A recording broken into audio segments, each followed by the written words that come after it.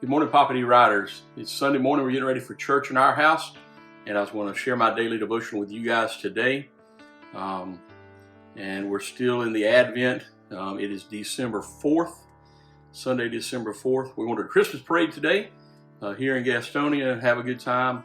I'm working on a video from the toy run yesterday, so that'll be coming out in a couple of days. Look for that.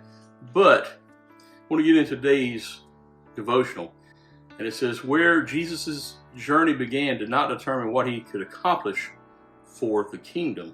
And today's scripture comes from Micah 5:2, 1 Corinthians 1:27, and 1 Corinthians 12:9.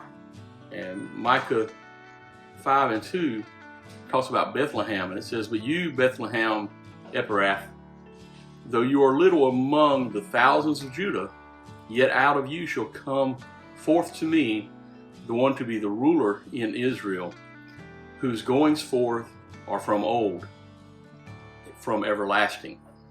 1 Corinthians 1:27 says, but God has chosen the foolish things of the world to put to shame.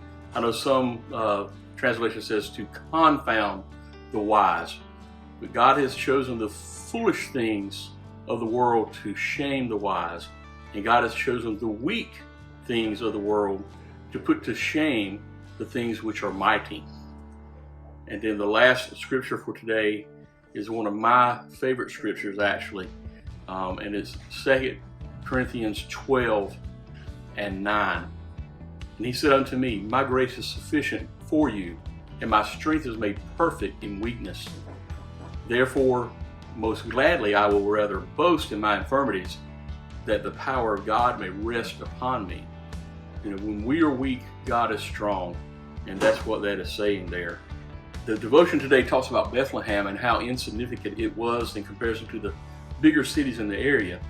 And, you know, the paraphrase of that is, it was the run of the litter. And why would God choose such a place to come to earth in that unimportant location?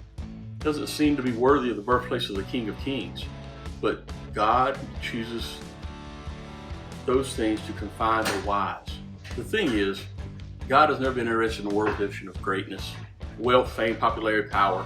None of those things are noteworthy to God. And like Paul told us in Corinthians, God chose those foolish things of the world to shame the wise. God chose those weak things to shame the strong. What he can do in somebody's life is not limited by their earthly status.